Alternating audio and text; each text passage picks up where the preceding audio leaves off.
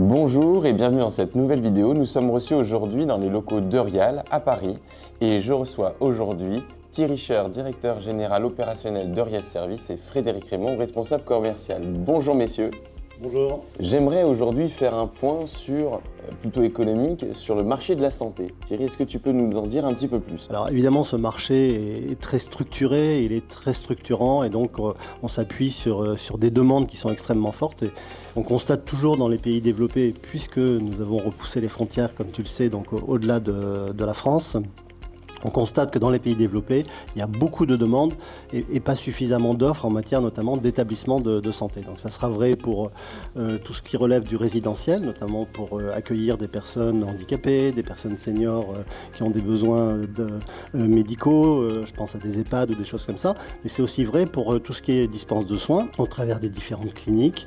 Et puis c'est également vrai sur tout ce qui est laboratoire d'analyse, etc. Donc il y a structurellement une demande qui ne se dément pas et qui croît de plus en plus d'ailleurs, notamment avec des besoins liés à des personnes qui ne sont pas hébergées ou suffisamment bien hébergées, et donc à la fois le privé et le public devront se conjuguer pour arriver à nos fins. Comment aujourd'hui Eurial impacte finalement ce marché et comment il se retrouve dans ce marché? On est à la fois très heureux mais surtout très fiers d'être un véritable contributeur à cette industrie, à cette économie de la santé, la silver economy également.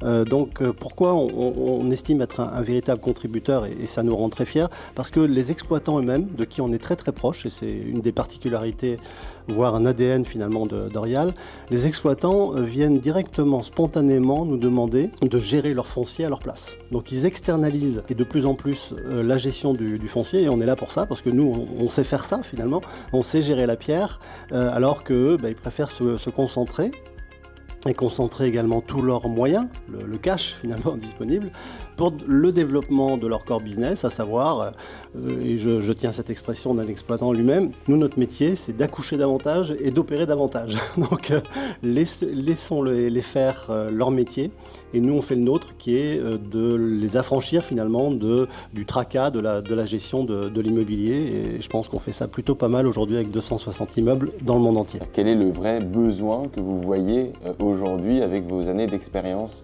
sur ce secteur? Alors sur ce secteur de la santé, on pourrait dire qu'il y a deux grands volets, voire des piliers.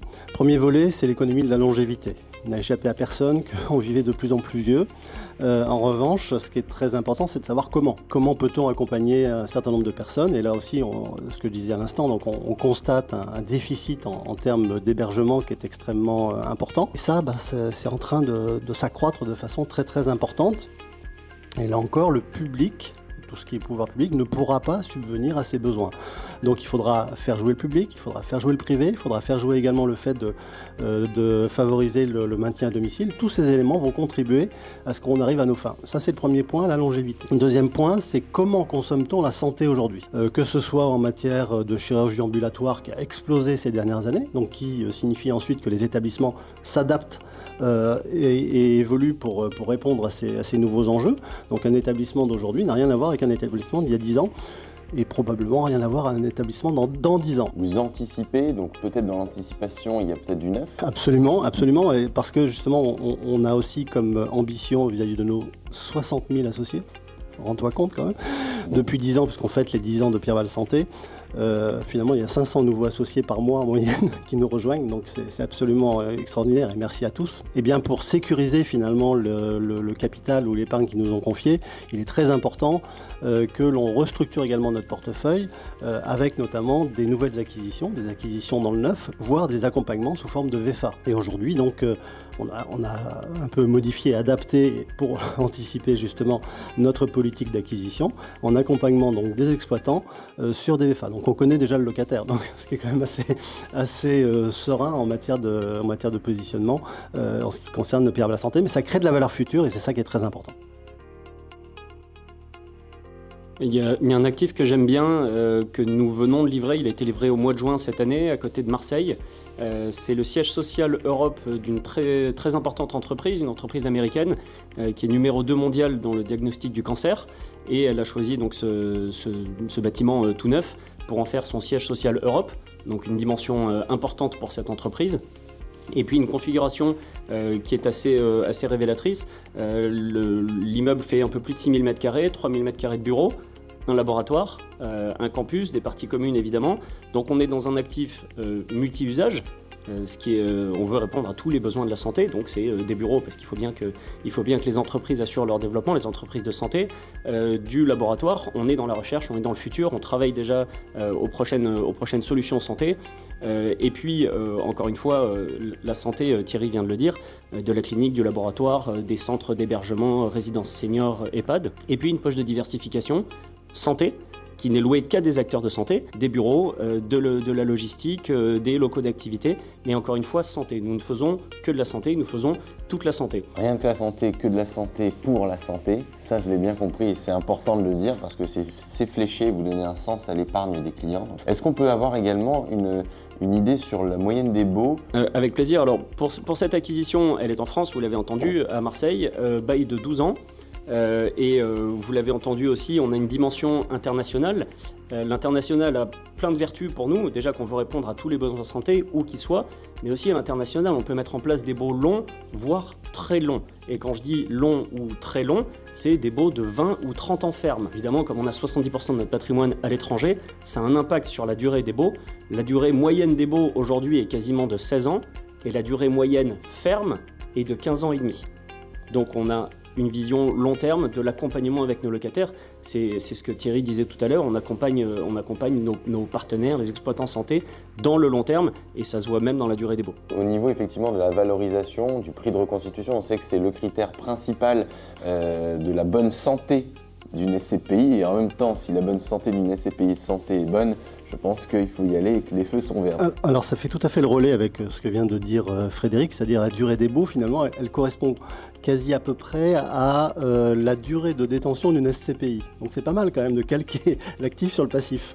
Moi j'ai longtemps travaillé sur l'adéquation actif-passif, donc c'est quelque chose qui nous est cher, on est très fiers de cela également. Donc une visibilité, autrement dit, sur des cash flows futurs, sur des durées de 15 ou 16 ans, en matière financière, c'est pas mal. Donc ça c'est le premier point, qui amène d'ailleurs donc à des méthodes de valorisation qui sont un peu différentes ou distinctes de ce que l'on trouve habituellement sur le marché. On a tellement l'habitude d'entendre dans l'immobilier, la valorisation, c'est l'emplacement, l'emplacement, l'emplacement. Donc l'emplacement au cube, ok, on a bien compris.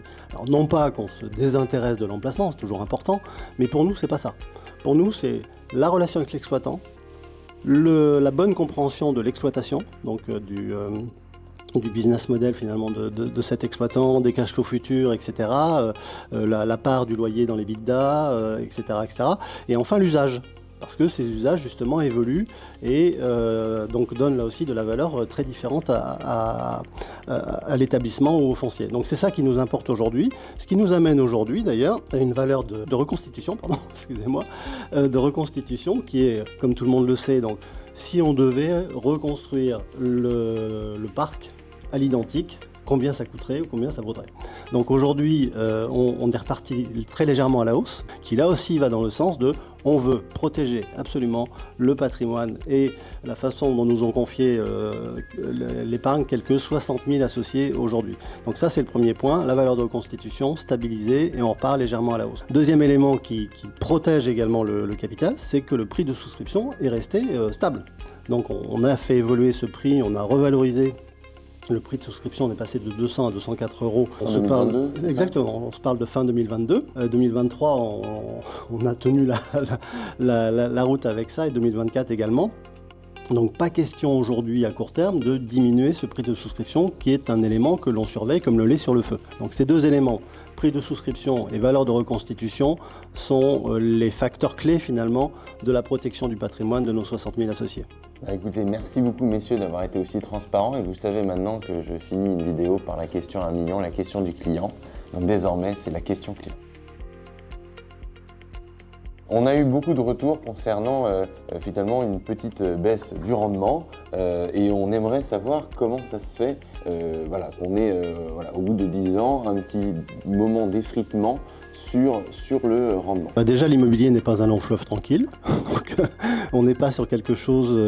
alors c'est rassurant, c'est tout ce que l'on veut, mais bon, ça fluctue. Et donc il n'a échappé à personne que les marchés de l'immobilier avaient comment dire, eu quelques soubresauts. Hein. On était sur un tapis roulant, tout le monde se satisfaisait de ça. Et puis le tapis roulant a ralenti, et puis le tapis roulant s'est arrêté, et puis il est parti à l'envers. Alors dans le domaine de la santé, on a la chance, puisqu'on est peut-être plus résilient que les autres. Autrement dit, si on l'exprimait différemment, on a sûrement une volatilité beaucoup plus faible. Donc ça veut dire qu'on est moins performant que les meilleurs performants du marché, mais on sera toujours dans le peloton et jamais à la traîne non plus. Donc c'est ça qui est important, c'est qu'on est là sur un secteur extrêmement défensif. Et il faut prendre Pierre Val Santé comme étant le volet défensif de l'allocation patrimoniale ou de l'allocation de SCPI. Donc oui, en effet, on est, j'allais dire, sur peut-être un petit trou d'air aujourd'hui, ou un tassement notamment du taux de distribution, tout simplement parce qu'on s'est engagé, comme je l'ai dit tout à l'heure, sur un programme de VFA qui est extrêmement important, qui crée de la valeur future, mais qui dans un premier temps consomme du cash, qui dans un premier temps ne génère pas de revenus, mais on sait dire aujourd'hui quand est-ce qu'on sera libéré, j'allais dire, de cette consommation de cash, voire de la dette, et ensuite comment et combien on pourra obtenir de revenus complémentaires. C'est très clair, Thierry, et effectivement, si je peux faire une conclusion à ça, une SCPI performe plus qu'un fonds euro sur 20 ans, et on sait que la distribution que va permettre Pierre Val Santé sur quelques années avec des beaux fermes de 17 ans sera toujours beaucoup plus attractive, et effectivement dans un plan de fonds de portefeuille, si je le dis de cette manière-là, mais positif pour sécuriser l'épargne des clients. Est-ce que tu souhaites rajouter un mot ? J'aime bien les conclusions brèves. On n'a jamais eu autant besoin de santé. On aura de plus en plus besoin de santé. Notre vocation, c'est de soutenir les gens qui font les prestations de santé, les opérateurs santé. Donc aujourd'hui, on n'est même pas sur un marché, on est face à un besoin sociétal. Et si tu me poses la question, est-ce que la santé a la forme ? Je réponds oui. Merci beaucoup Frédéric, merci Thierry. Vous pourrez retrouver toute la gamme Eurial au sein dominity.com.